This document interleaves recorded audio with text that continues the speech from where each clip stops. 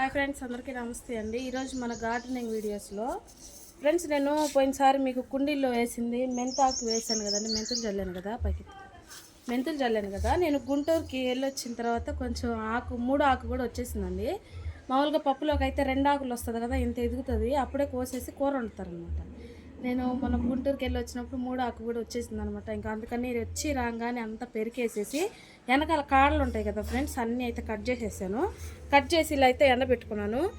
ఇంతకీ ఎందుకు ఇట్లాగా ఎండబెట్టుకున్నామని డౌట్ వచ్చే ఉంటుంది మీకు. ఇదేంటంటే కసూరి మేతి అంటారు కదండి, పలావుల్లోకి వేస్తారు, బిర్యానీలోకి వేసుకుంటారు. కసూరి మేతి అని ప్యాకెట్లు అమ్ముతారు, డ్రై ఆకులు లాగా అమ్ముతారు. అదనమాట ఇది. మెంతాకుతోటే తయారు చేస్తారండి అది కసూరి మేతి అనేది.